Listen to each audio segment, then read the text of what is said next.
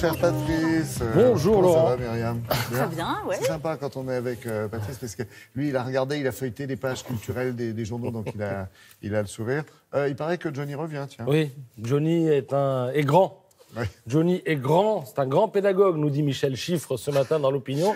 Alors pourquoi pédagogue? Parce que grâce à Johnny, on apprend plein de choses depuis hier. On apprend à compter, hein. Oui, et s'il n'avait pas été là, qui aurait su que le droit californien et le droit français étaient différents? Qui se serait demandé ce qui prévaut pour valider un testament? Est-ce que c'est le pays où il a été rédigé, le pays où le disparu résidait, celui où il est mort, etc., etc. Cette succession de questions, eh bien, serait restée sans réponse, nous dit Michel Chiffre. Alors donc, Johnny est grand, et j'ajouterai que Laetitia, David et Laura sont ses prophètes, parce que, question castagne, on va avoir un beau feuilleton, je pense, en termes de suspense. Alors, vous avez une pleine page sur le sujet ce matin dans le Parisien. Grand format, le Parisien, ce matin, je vous le rappelle. Et vous avez Caroline Thompson, qui est la psychanalyste, qui a été réquisitionnée par le Parisien pour nous expliquer tout. Elle dit que refuser l'héritage à Laura et David, alors qu'ils sont tous deux artistes, c'est d'une grande violence. Alors, ils auraient été bouchers, charcutiers, journalistes ou cordonniers, apparemment, ça aurait été moins violent. Mais Ils n'ont jamais attaqué leur papa, ils ont apparemment jamais rien fait de mal, mais bon. Il paraît que c'est dur aussi pour Joy et Jade, oui, parce qu'elle se retrouve avec l'étiquette enfant favorisé. Donc ça aussi, ça va être compliqué, paraît-il, à gérer. Alors le débat, évidemment, va porter sur le dernier lieu de résidence. Il a été soigné en France jusqu'à sa mort, Johnny. Donc est-ce que c'était la France? Oui, mais il était peut-être résidence fiscale aux États-Unis. Et puis où aller Joy et Jade à l'école? Si c'était aux États-Unis, on va considérer qu'ils habitaient là-bas. Bon, l'enjeu, en tout cas, c'est à minima 1 à 2 millions d'euros par an. Ce sont les droits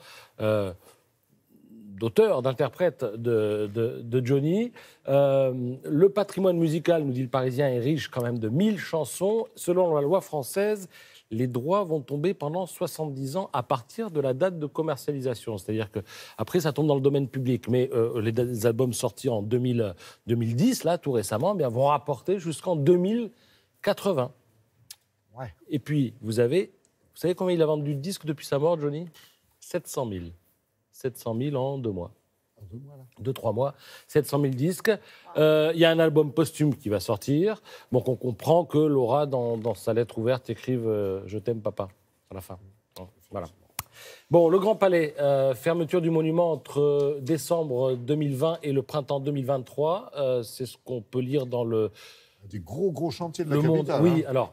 466 millions d'euros. Voilà ce que ça va coûter. Il faut rappeler qu'en juin 93, il y avait une première alerte, c'est-à-dire qu'il y avait eu la chute d'un rivet du haut de la charpente de la Verrière. Le Grand Palais a été construit rapidement, en 3 ans, pour l'Expo universelle de 1900.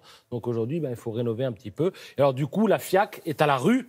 Elle se cherche à l'endroit. Ah et alors, sa directrice, on lui a proposé la Villette, Villepinte, tout ça. Elle a dit la FIAC ne s'en remettrait pas. Si elle allait si loin du cœur de Paris. Oui, la FIAC qui a longtemps été hébergée, mais on en est loin. C'est du passé, ça, sur les quais de Seine.